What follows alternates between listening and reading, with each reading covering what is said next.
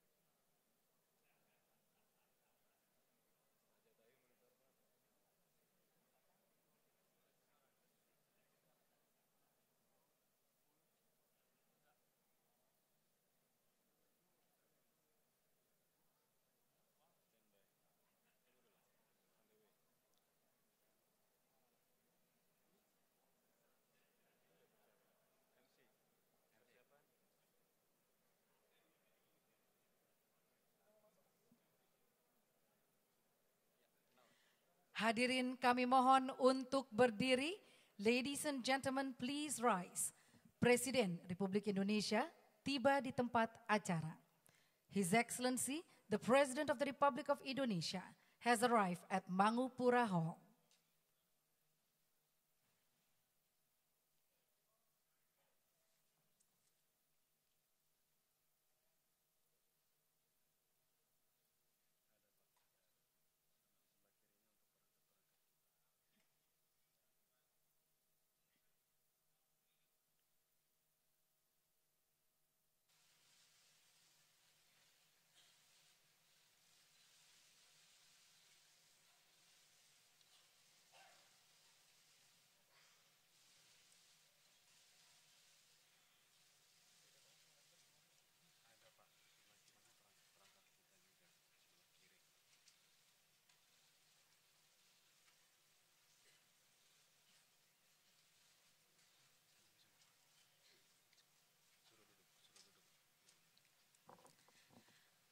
Hadirin, disilakan duduk kembali.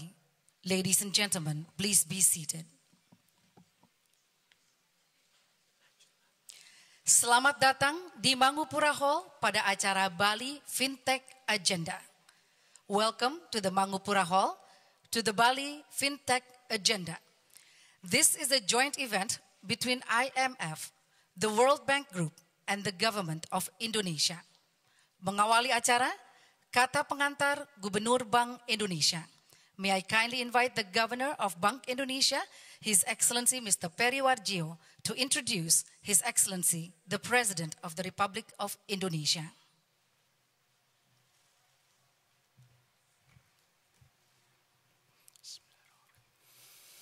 Your Excellency, the President of Republic Indonesia, Mr. Joko Widodo, Managing Director of the IMF, the President of the World Bank Group, Chairman of the IMF, Development Committee, fellow governors, ministers, distinguished speakers, ladies and gentlemen.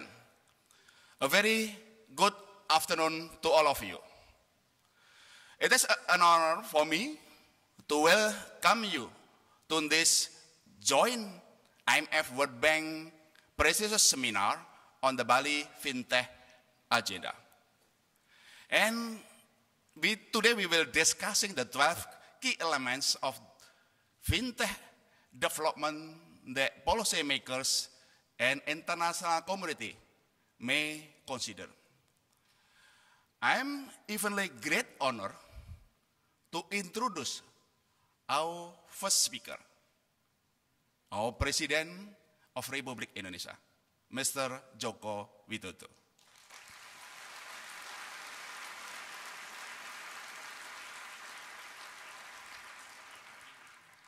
His commitment to the reform is unquestionable, lifting the ease of doing business, revamping the investment climate, accelerating development in infrastructure with the scale and the speed that never seen before in these countries. He is a very humble person, close to the heart of the people through belusuan, man of action, kerja, kerja, kerja.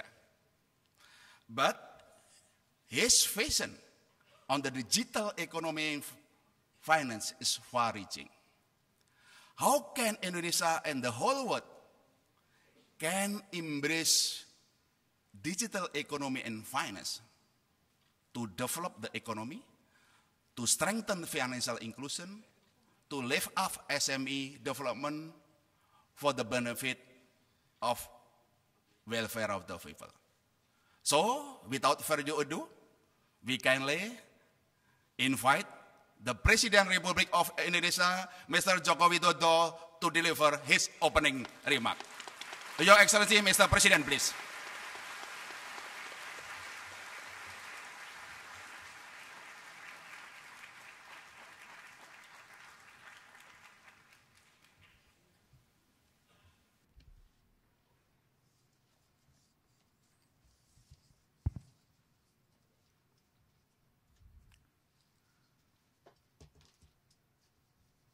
Assalamualaikum warahmatullahi wabarakatuh. Assalamualaikum warahmatullahi wabarakatuh. Honorable Managing Director of the Managing Director IMF, IMF, Madam Ibu Christine Lagarde, Christine Lagarde, Honorable President of the World Bank Group, Presiden Grup Bank Mr. Dunia, Bapak Jim Yong Kim, Jim Yong Kim, Honorable Head of Government, Kepala Ministers, Pemerintahan, Ambassadors, Menteri, and senior official, honorable CEOs and executives, distinguished guests, ladies and gentlemen, good afternoon. As the many fintech and digital economy innovation continue to sweep the world, I would like to remind us of the regulatory principles which made the modern internet a global and transformational success almost exactly 25 years ago. Arguably, the modern internet was born almost exactly 25 years ago with the creation in the United States of the first modern web browsers, namely Mosaic and Netscape Navigator. This began the era of the first internet boom with companies such as AOL and Yahoo. What made this first internet boom possible was a visionary policy decision by the administration of President Bill Clinton to create regulatory environment which came to be known by two principles: light touch and safe harbor. This very relaxed and welcoming regulatory environment first prevented excessive government interference too early in the process of innovation. Second, gave innovators the confidence to experiment without having to fear civil or criminal liability if their experiment failed. As a result, innovation flourished, creating not only great wealth and many economic benefits, but also laying the foundations for the modern internet of today. Today, we are again in the midst of another great flowering of internet-based innovation. And more dramatically, today's internet boom is reaching deep into the foundation of the economy, into the very payment that are the lifeblood of daily commerce. PayPal, Apple Pay, Alipay, WeChat Pay, and many other such innovations are transforming daily life for hundreds of millions of people around the world. Ladies and gentlemen, similar to the original internet boom 25 years ago, we should not rush to regulate these new innovations, but should allow innovation and experimentation to flourish first.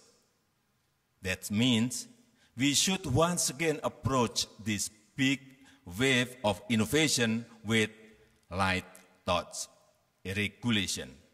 And we should provide safe harbor to those inventors and entrepreneurs who are bringing radical new tools to society. Innovation comes from experimentation, and many or even most experiments fail. That is the nature of experiment. To punish failure is to discourage experiments and without experiment, there simply cannot be innovation. Therefore, it would be contradictory to talk about wanting innovation, but then to punish failure excessively. Ladies and gentlemen, while many of our principles still apply clearly, today's internet penetration is vastly greater than it was 25 years ago. During the last 25 years, internet bandwidth has become hundreds of times larger and faster, enabling richer applications and faster spread across larger populations. Today, things go viral. What does this mean? It means that excessively restrictive and protectionist regulation within any of our national borders will probably only serve to push our consumers toward the unregulated areas of the internet. In many cases, we will end up pushing our citizens offshore, where they are even farther away from our regulatory reach. What we as national regulators would achieve if we regulate too restrictively, or if we try to move toward a closed system inside our national borders, is merely to drive economic activity farther away into cyberspace, where not only we cannot regulate it, most likely we will not even know it is happening until it is too late. Therefore, I believe that openness to global standard and global platform, in addition to light thought and safe harbor, are not only desirable policy, but merely realistic policy. In Indonesia, we have to admit that we still have much work to do to socialize these realities and the pragmatic need for openness and light thoughts to our own bureaucracy. But I hope that we can all help each other to promote openness to global standard and global platform. Thank you very much. Bapak Presiden, kami mohon untuk tetap berada di atas panggung. Acara selanjutnya adalah sesi foto bersama. We invite all the panelists to come to the stage for a photo session.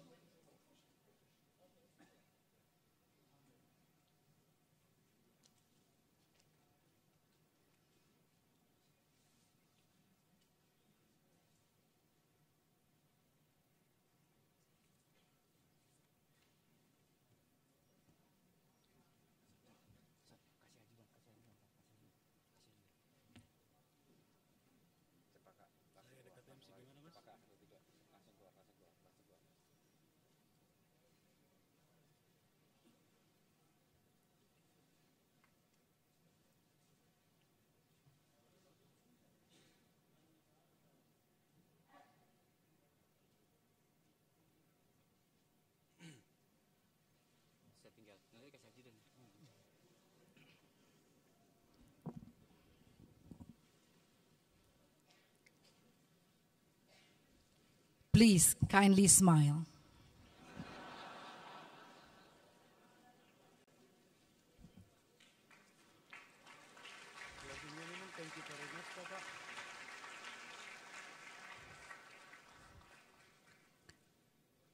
Terima kasih.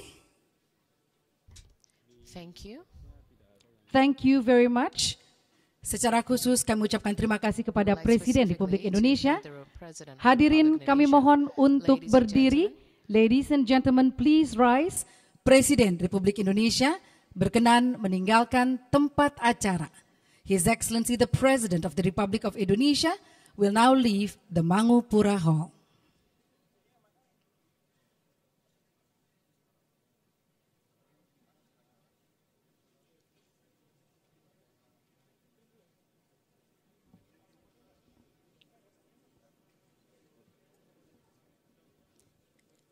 Ladies and gentlemen, please be seated. Hadirin disilahkan duduk kembali, acara kita lanjutkan kembali.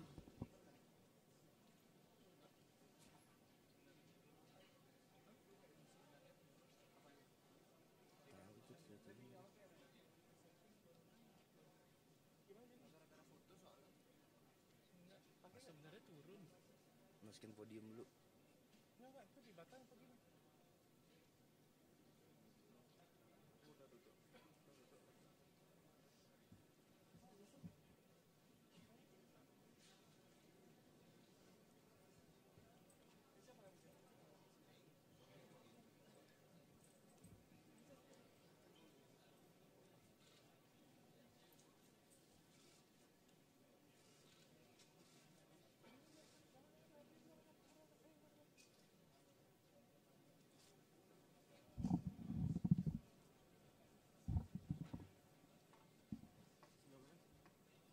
Katanya ada meja satu betul. Jadi masuk. Masuk.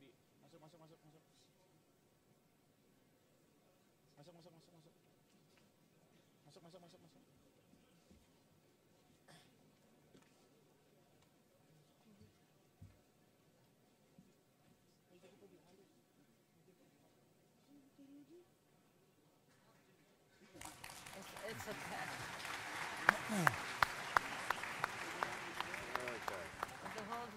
Yeah, they just reported it's... So, can you hear me okay? Can you hear me? Yeah, excellent, good. So, distinguished guests, ladies and gentlemen, thank you so much for being part of this event, and a warm welcome to all our panelists here. What a terrific panel. I would pay money to have the opportunity to have each of these people on my CNBC program every morning. That would be wonderful. My name is Jeff Cutmore. I am a CNBC anchor. I present a program called Squawk Box based out of London, and hopefully you've all seen it, and hopefully you'll watch it on the new CNBC Indonesia. Now I've satisfied my boss. Let's move on and talk about the panel. So we're here to talk about fintech, and I just want to make a couple of comments, and then let's get into the conversation, because you want to hear from our panelists and not me. And my comments would be this. Fintech at the moment is disruptive, chaotic, and uncomfortable. At its most crass, it represents a cryptocurrency ICO that has been launched to fund the ego of someone who then wants to go and invest it elsewhere, or perhaps just buy themselves the latest Learjet. At its most simple, and I think this is the point to remember, at the end of the day, what is fintech? Fintech is only about the introduction of technology to improve or create new services that make people's lives easier. So bear that in mind as we think about the uncomfortable change that is being foisted upon the legacy banking system, the current financial architecture of the world, and of course governments that are having to react very quickly. So that's my piece over and done with. Let's move on. And I want to say thank you so much again to our panelists, and just give a very quick name check, because this event is being broadcast live in part on CNBC. So just a warning, be aware that you may be taken in a cutaway shot at some point. What was it the moderator said? Smile if you're on camera. Sri Malyani Indrawati, thank you so much for being with us. Development Committee Chair, and of course the Indonesian Finance Minister, Jim Yong Kim, the President of the World Bank, welcome. Christine Lagarde, Managing Director of the IMF, great to have you with us. Leseche Hanyaho, the Chair of the International Monetary Financial Affairs Committee, and of course the Governor of the South African Reserve Bank, welcome. And Mark Carney, Chair of the Financial Stability Board and Governor of the Bank of England. Let me, if I might, just get quick comments from each of you here. The Bali principles set out an agenda, and they also acknowledge the opportunity that technology is creating to transform the economic and the financial landscape. So, Madame Lagarde, maybe I could start with you, and it's the same question for everybody, and that question is, from where you sit and the job you do, what are the key priorities in terms of this Bali agenda, and what should it focus on achieving? The Bali agenda comprises 12 key elements that we produce jointly with the World Bank. So it's a joint production of Jim's team, my team, to alert all our member countries to the key items that they need to check on their own priorities, on their own policies, to make sure that they obtain what President Jokowi was saying, in other words, reap the benefits of fintech and avoid the pitfalls of nasty stuff happening in the darkness and using fintech as a conduit to move money around. From my perspective as the IMF, two priorities. One is make sure that it is used in order to include as many people in the financial world. And second, make sure that it does not damage the financial stability that is a common good for all of us. President Kim. So, I don't think this is... Yeah, it doesn't work. Sounds. Want mine? Give it a go. Thank you. No, Christine, don't do that. Very good. So let me also start by thanking Christine, the IMF team, and I just want to congratulate our two teams that have worked so hard to put this agenda together. And so for us, the mission is to end poverty and boost shared prosperity. So it's looking around at some tremendous innovations, the Aadhaar system in India, M-Pesa system. There's so many different innovations, but they've been very localized. And so our goal is to make sure that everyone can benefit from it, but also our sense is that there are innovations in the technological world that can help us leapfrog generations of bad practice, generations that would take forever in terms of reducing corruption. We actually, we talked about cryptocurrencies, but we think distributed ledger has huge potential, and we issued the first blockchain bond in August, where we created, allocated, transferred, and managed the entire bond through blockchain technology. And what it did is it reduced paperwork and it reduced our cost. And we think that's something that could be extremely helpful in the future. So the focus is we at the World Bank Group have just had to admit that we're not keeping up with all the latest developments, and we're not doing it in a way that would help our clients take advantage of the great things that are coming out of places like Silicon Valley, Israel, other places, but then also manage the downside by having a good policy environment. So we think there's huge potential. The financial inclusion, universal access to financial services by 2020 is one of our goals. It will not happen without deeper and deeper engagement with the technology world.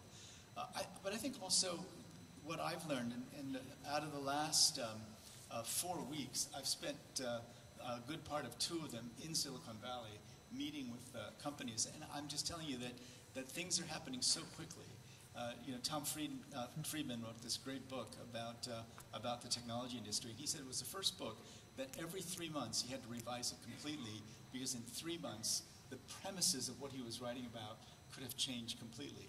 That's how fast it's moving, and we at the World Bank and IMF, because we interact with so many countries that don't have a Silicon Valley, it is absolutely our responsibility to keep up with the changes.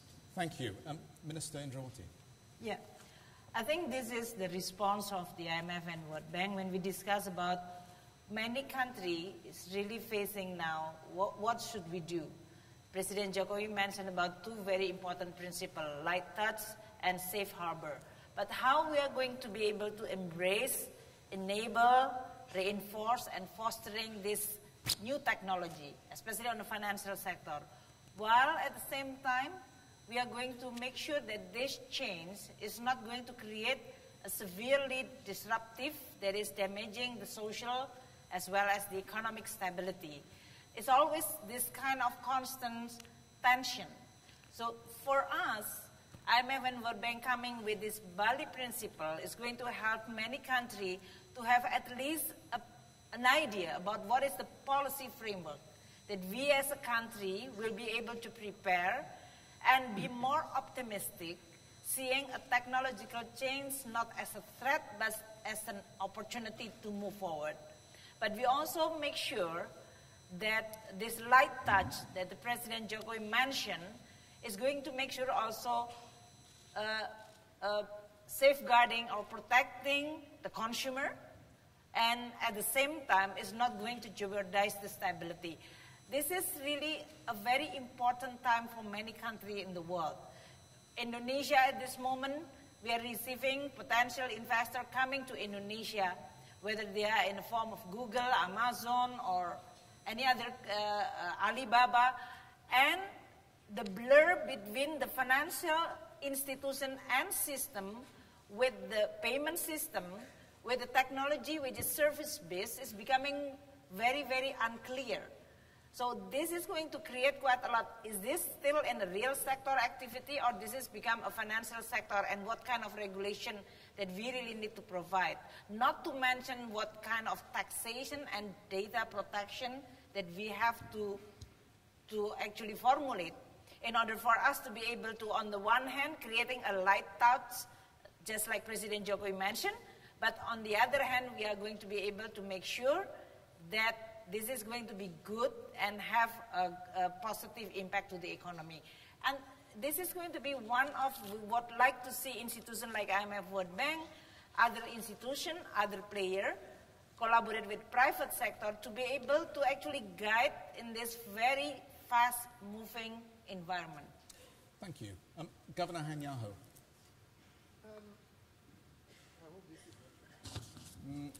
I think we're going to run another microphone onto the stage for you, if we could. I think that three quick points. If indeed what fintech is doing is to deliver financial services in a smart way, we need smart regulators. And so what we are going to be faced with is that we need to be having regulators who are fintech savvy. Naturally, when these things began to emerge, and you speak to supervisors and you say, there is these things happening, the natural instinct is, how do we regulate this thing? But let's turn this thing around and say, if as regulators we think that we protect users of financial services, and we would like users of financial services to have cost-effective services, then the narrative changes. And what I liked from the principles was that it was beginning to say that the objective of regulation is not just about stability of the system, but it's also about accessibility of financial services to the majority of our people.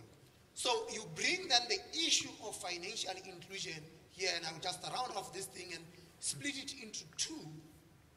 And then you could talk of domestic financial inclusion, which means that it could actually make the delivery of even government services much more accessible for people, much more cost effective.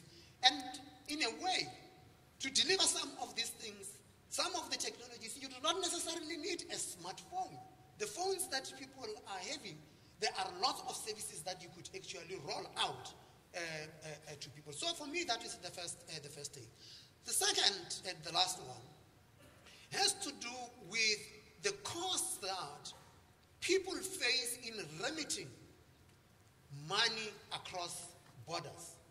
And I think that for me, when I looked at the innovations in this space, I asked myself a question: how would you bring down the cost of cross-border remittances?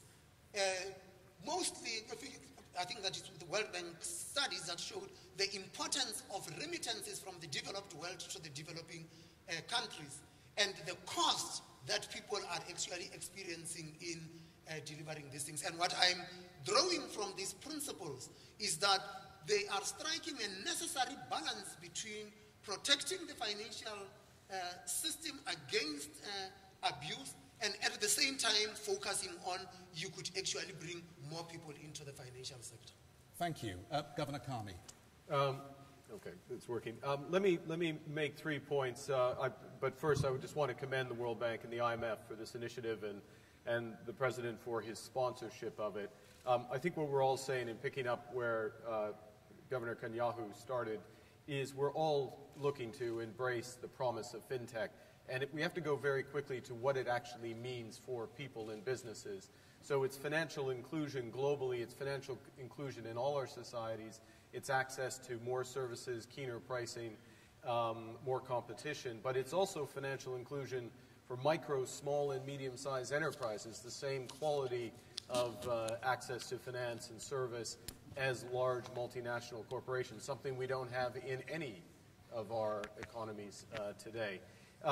And it's also to improve the resilience of the financial system. And I think we all think that done properly, fintech can add to the resilience of the financial system. So that's the first point, embracing its promise. The second is to get practical and say, well, and this is part of the agenda, is how do you enable those new technologies? What do we actually do as you move back from the consumer to the technology? What can we as authorities do? And part of it goes right into the infrastructure that we oversee. So I'll use an example in the UK, which is the large value payment system. It's called RTGS.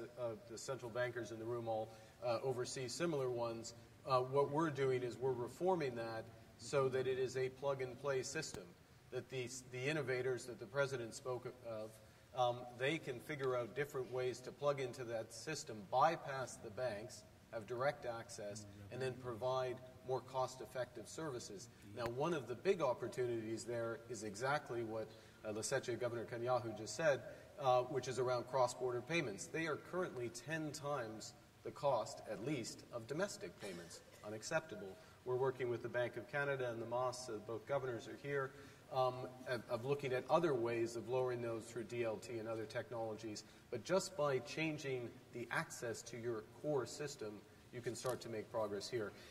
There's issues around data. Let me make one quick point on that, if I may. We can empower digital IDs globally, the same ID for corporations. We've done it in the financial sector. We work together on this for the derivative markets. There's now 1.2 million LEIs, legal entity identifiers. This is highly efficient. We should spread it across corporate identifiers so that everybody in the world can instantly know the client. That's the way you also supercharge cross-border payments. Let me move to my last point, which is around competition and empowering competition. A big emphasis on that in this agenda. I mentioned equality of access to the core of the system. That's one way you empower competition. So non-bank payment service providers have the same rights as banks to access the core of the system. What about non-banks being able to deposit with the central bank, having access to lender of last resort? The President spoke of light touch, or I'd prefer, and I'm under the control of the chair of the FCA is here with his sandbox, proportionate regulation, early on proportionate regulation as that innovation is happening, and also proportionate and quick access to licenses so people can get out and experiment. And again, in the UK, that's what we have focused on. So what I like about this agenda, just to finish, is it goes high level but very quickly brings you to the practical. What can we as authorities do to help create an environment for that innovation? Thank you very much. I mean, the context in different countries is obviously different, but the outcomes are very similar in some ways. And particularly here, it feels that the issue of inclusion and poverty reduction is a key one when it comes to embracing some of these technologies as they're applicable to perhaps disparate communities spread wide, mobile technology that can be utilized very effectively. President Kim, can I just ask you to make some specific points about that issue and how that affects what you do? So technology is having a lot of different effects in developing countries, and I talk about this all the time. One of the definite effects it's having is it's raising everyone's aspirations. So if everyone gets access to broadband, and we actively are trying to ensure that everyone has access to broadband by 2025 or so, then what you'll see is everyone will be able to see how everyone else lives, their aspirations go up, very specifically their reference income, the income to which they compare their own, goes up. And so expectations are very high. And then if you look at, so what else is technology potentially doing to paths out of poverty?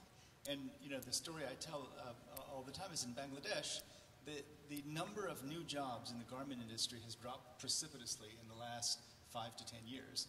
And part of it is because the Bangladeshi factory owners are buying robots to make clothes. They can a sew bot, it's called, SCW bot, can sew a shirt in half the time that the most efficient Bangladeshi worker can do it. And so those are they see what they can have. Technology is going to affect the workplace. And so the question is, are there new models that come out of the fintech world that now can be applied to go around the normal development process? You know, agriculture, light manufacturing, heavy industry has been the assumption in development economics that all countries eventually will go through that, and the competition will be over lower wages. Well, the assumption now is that lower wages is not really going to be a competitive advantage. And so what do you do? And outside, Christine and I went through and met some of the financial innovators, and I think there's great hope that some of those models, our friends Eric and Candace from Ant Financial were out there. You know, if you're on the Alibaba or Tencent WeChat systems, you can get up to $150,000 in 2 seconds, because they don't need to shake your hand and do the regular know your customer type things. They know from your online behavior whether you can handle a $150,000 loan. And so if you get immediate access to $150,000, and then they give you access to markets, marketing, you can do your accounting online if you're part of the Alibaba network. If you get access to all those things and can start a new business, that may very well be a potential path for countries that are not going to be able to attract the garment industry, are not going to be able to attract heavy industry. So it's not just that it's important. It is actually partly causing the problem, higher aspirations, fewer jobs. But we feel that there are great new innovations that could give us a completely different approach to how you grow an economy and how you create jobs. Okay, thank you. I just want to come back to some of the issues, Governor Carney, that you raised about regulation and about financial stability. Let's put this event in context. We've seen a difficult period for many emerging economies. The fear is one of liquidity flowing away from markets.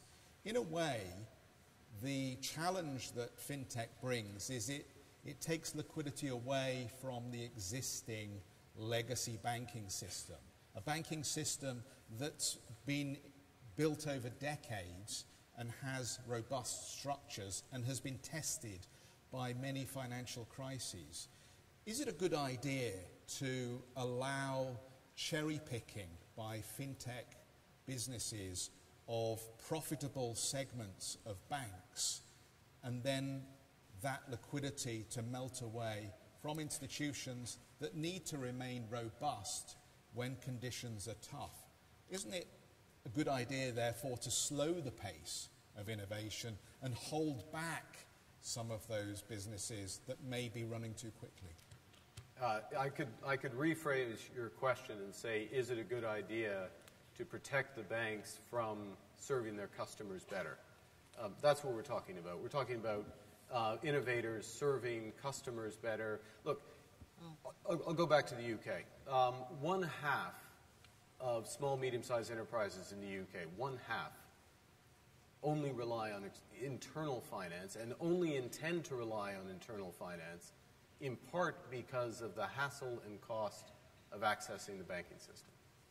Now, that's not taking liquidity away. It's providing new liquidity to those. And some of the things Jim just spoke of, those types of models, perhaps by different providers, but those types of models are the ones that will reach small, medium-sized enterprises, micro enterprises. The other thing I'd say is we as authorities have a responsibility to make sure that the banking system is ready for these changes. And last year we ran a stress test. We ran 2 stress tests. One was more highly publicized, but the other related to exactly what you're asking, which was the stress was how will you look in 5 years' time in a world where customer acquisition costs have dramatically changed, where you have intense competition from fintechs, where the value chain of banking is being disaggregated, and that was the essay question. It was a little surprising to us that we as the regulator had to put that essay question to the boards, but it's their job to think it through, and it's our responsibility to ensure that the innovations can happen in a responsible way, in a sustainable way, but I don't think you'll find anybody who is looking to protect the incumbent from innovation that's serving the clients better. Thank you. And let me ask a question specifically then about the emerging market context, because where you have countries where there is some sizable ownership of banks by the government, like the UK, for example, at times recently, should you run at a different pace or manage the situation differently? Minister, can I ask you to respond? Well, but this is exactly your question is the classical problem that faced by many policymakers, in which you are going to have an innovation technology that will disrupt the old business model, that maybe they are going to promise something positive, for example, like the penetration, low transaction costs, then financial inclusion, with the old business model, which is still heavy in overhead costs. So the question in this case is always what should we do as a policy maker? This is regardless whether this bank owned by the government or not. But this is just how this transformation could actually have the maximum benefit for the economy and the people with the minimum, as much as possible, the transition costs. The dynamic is always like this. The existing business model, in this case the banking, will argue that, well, we have to comply with so many prudential regulations, safeguard, and all those things. And then this is totally new business model, which is not having the same level playing field. So the first question in this is always, do we have a level playing field? That is allowing this competition, Mark mentioned competition, to be fair. And of course, this can be used in framing by the level of competition, or even level of competition can be used to protect the existing business model and stifling new innovation.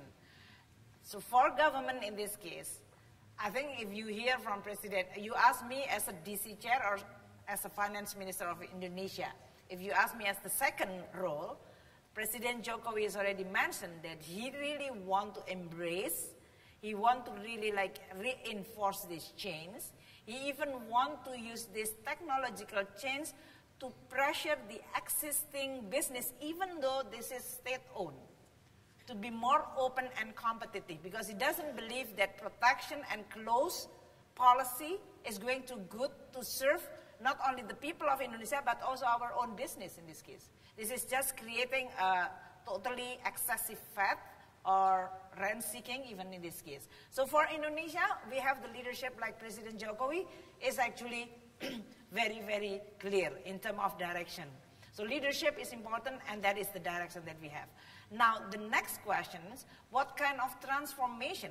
What we could do is, of course, for the existing business model like banking, can they do the innovation just like as agile and as innovative? They are going to finance the championship, innovation. It could be that some of them will come up with a totally different idea, and that's good. But maybe not all of them is going to survive. But on the other hand, the new business model, like Indonesia, we have Gojek, which is going to become a GoPay. They definitely want to become a payment system in itself. They are closed circle. This is something that then threatening the business model of the old banking system, in which you have a brick and mortar, and that's creating a huge overhead cost. And the government of Indonesia is allowing that to prosper, the new innovation to develop. And we still have to struggle about how we create a level playing field. Central bank and OJK, that is Financial Sector Authority, have to make sure that there is also an element of customer protection. Not to mention, I think, taxation from my side. And then the last thing on the data and data protection. I think this is still very evolving. I do hope that this Bali principle, which IMF World Bank providing us, as well as all other the discussion that we have in the G20 or an OECD, is going to provide government ability to respond in a more aligned with the need to change itself. My own role as a finance minister, we engage, we communicate, I invite them, we discuss, we try to understand their business model, and then what kind of fiscal policy, taxation that is going to be able to continue providing a safe space for them to innovate, while at the same time providing time for the old business model, a signal that, hey, you need to change. This is coming, and it is now in front of your door. So this kind of policy response, which we try to do. I don't think that it is perfect, but I think we learn from other countries, and we learn from many discussions among policymakers as well as engagement with the private sector. Governor Hanyaho, you talked about smart technology needs smart regulators. Does that mean it needs necessarily a new crop of regulators, probably under 30, who understand the technology maybe a little better than the existing regulators who license bricks and mortar banks as it is? Because this technology has the potential to leapfrog the old legacy banking industries that we have in the developed world, but it also has the potential to sidestep the existing regulation.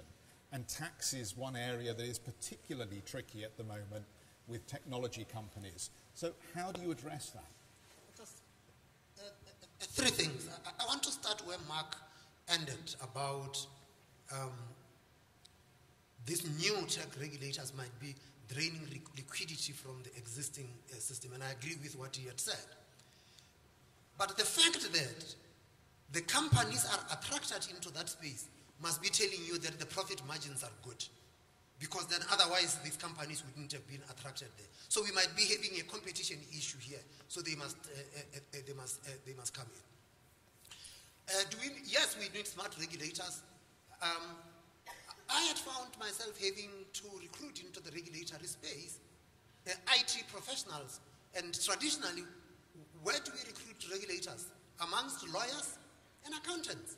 And what you actually need to be having are people who understand data science, people who understand technology.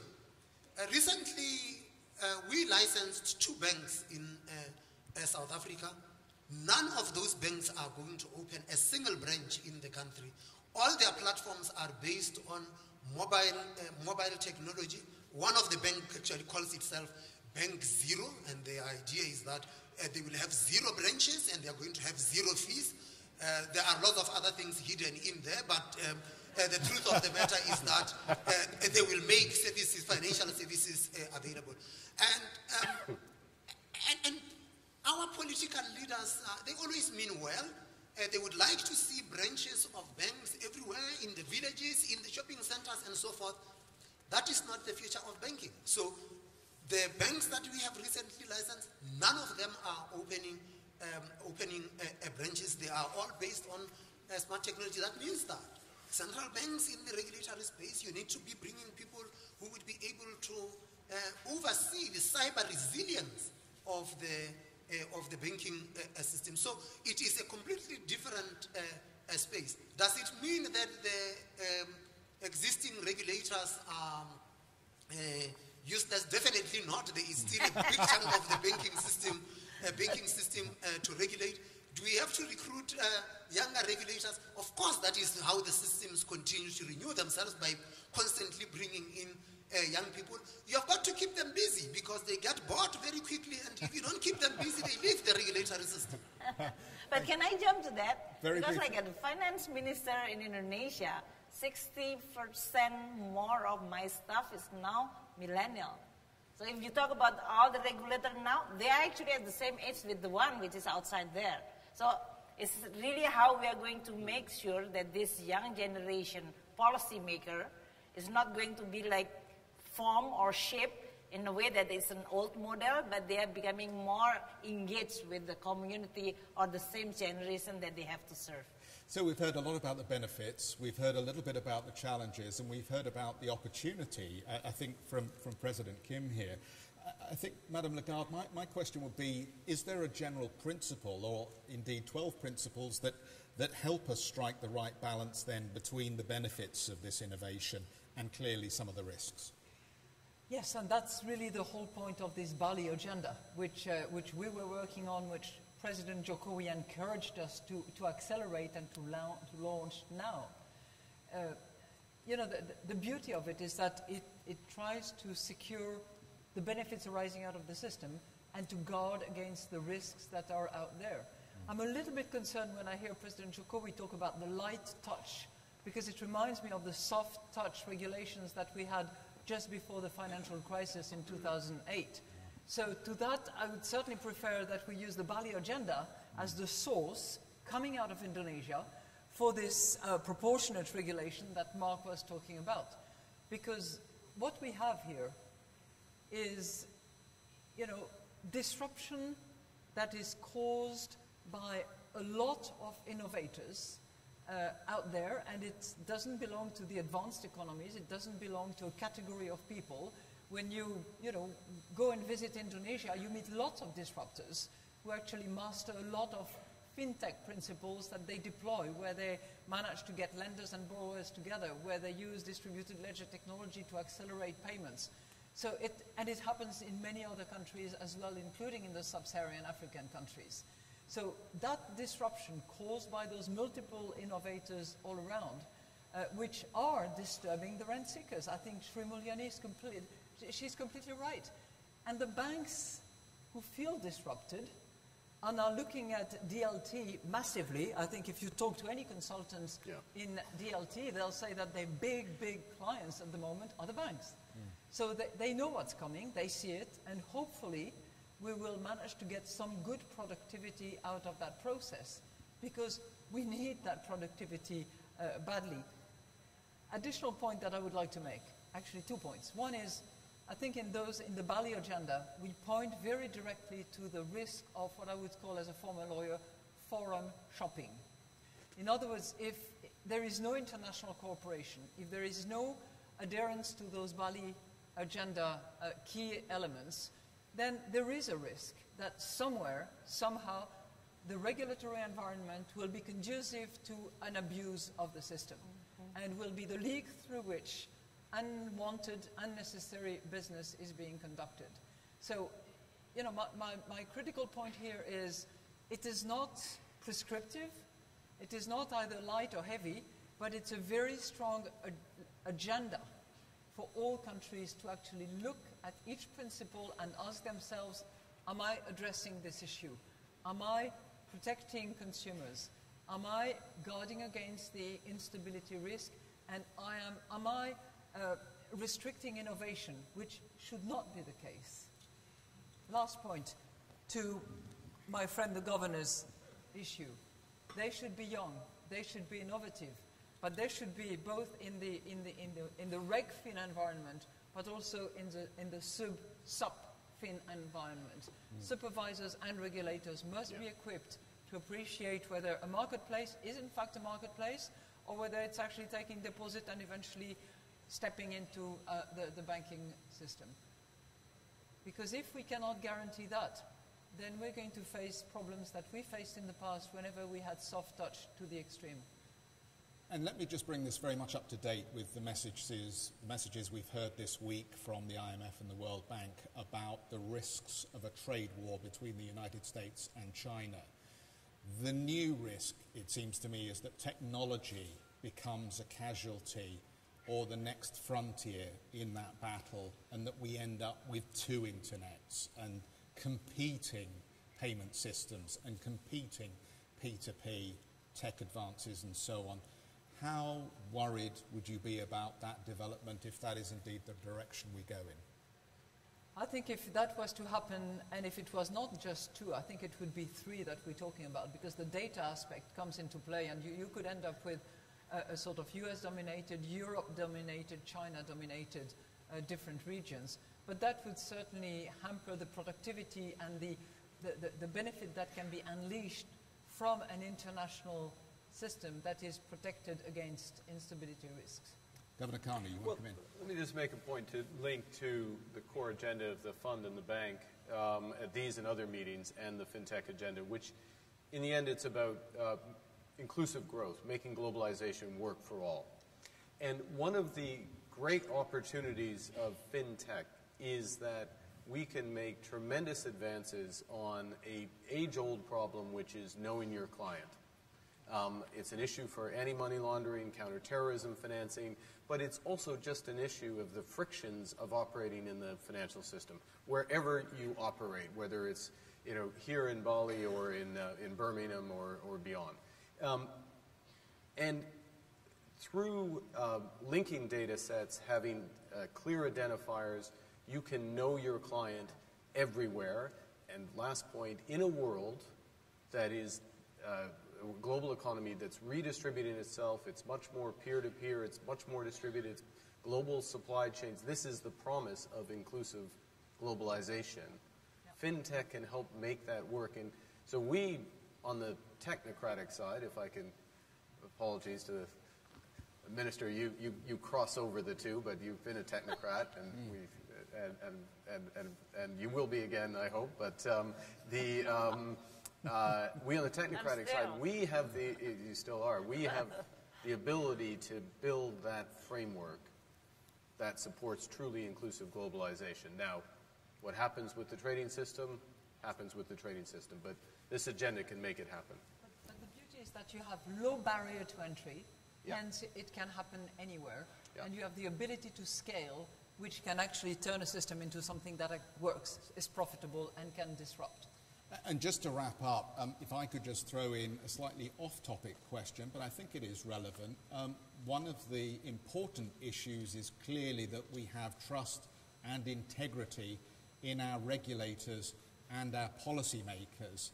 And is it helpful in that context, can I ask our two governors, that the word crazy has been thrown around in the last 24 hours? I guess Mr. Powell may be in the audience, but briefly, could I ask our two governors just to respond to that? Does it in any way demean the integrity of the institution of the central bank when that kind of comment comes from the leader of the state? I didn't see the comment, and I'm not sure if it had to do with FinTech. Well, it was President Trump, if you want to know, who said it twice about the Federal Reserve. I don't respond to what presidents say. But let me just make the point that if we are to advance this agenda, regulators need to be given the space to act independently without continuous political interference. We need to be given that space. And if we are to promote innovation within the confines of our mandates, we need to be having that space. I think that central banking and the institution of central banking and the role central banks play It's an area of contestation. It happens in the best of democracies. You will have contestation in society about institutions, and I think that we shouldn't take our eye off the ball, that institutions matter, and quality institutions matter even more. And if we are to advance this agenda successfully, we need to leave quality institutions to operate in the manner that they are designed to operate. You've brought us very much back on topic, I think, and it is relevant. Governor Carney. I think the sanest way to answer that question is to associate myself entirely with Lesetja's answer. I'll just say one thing, though, on this topic, is that of the many qualities of Chair Powell, is he's an individual who really understands the plumbing of the U.S. and global financial systems. And one example is the reforms that are going underway on LIBOR, for which he's one of the main sponsors. And that's an incredible advantage for the system at a time that the system is changing, to have someone in his position who has that level of technocratic expertise. So to take it in a bit of a different direction, you know, I was growing up at a time when young people used to say, never trust anyone over 30, right? And they don't now? And the thing is, at our institutions, it's almost the opposite. We never trust anyone under 30. And we're not institutions that are good at having lots of young people running around doing new things. Okay, Christine's shaking her head, so I'll say, for the bank, yes. Right? It takes a long time to rise up the rates of the bank. So I think, to our great credit, though, what we're doing with the Bali FinTech agenda is inviting disruption of our own institutions. And you know, I hope that everyone knows this is something that's going to keep going forward. I mean, we have to do this every time. The 12 principles are such a great start, but what we must do is continue to share with each other all the things that are happening. I was just in Silicon Valley with the founder of Stripe, one of the organizations that we saw out there, and he spoke so fast, and I knew his mind was working even faster than he was speaking. But he went from an MIT dropout to running a $20 billion company in a very short period of time. And what they're doing is moving just so quickly that what we promise, and what we promise our clients, is that we will be very open to being continuously disrupted by what's happening out there, and then trying to understand what's happening so that we can be an honest broker between clients, and for us, some of them in the poorest countries in the world, but then also this new world, which holds so much promise, but which also could be devastating if not introduced in a way that's truly focused on making sure that the system works for everybody. You know, Patrick Collison was his name, the founder of Stripe. Yep. There was nothing he wanted more than to see his technology help lift people out of poverty. But he didn't walk into the world knowing how to do that, and we don't walk into the world knowing how he created his technology. So that conversation, which we're going to host through this Bali FinTech agenda that will continue to go, I think is the most important one we can have. Yeah. President Kim, thank you. I'm getting a wrap-up signal here, but Governor Carney, you're waving more furiously. Oh, no, one of the reasons why Patrick speaks so rapidly is that he has a clock that counts down the number of seconds he has left in his life in his office. So very quickly, I'm just going to make a different point, which if you want to change the world, yes, you can go to Israel, Silicon Valley, you can go to some of the other hotspots of tech, but you can also come to some of these organizations, because it is at this time when these core changes are going to be made, or not, to the enabling infrastructure that can help really bring finance to everyone in a way that brings inclusive growth. So some of those under 30s come here. Madam Lagarde, do you want the last word, or with your indulgence, shall I wrap up? You know, as Jim was saying, the problem is that they're all getting younger and we are getting older. And on that bombshell, as they say. Can we please thank our panel for their wonderful contribution, and thank you so much for joining us.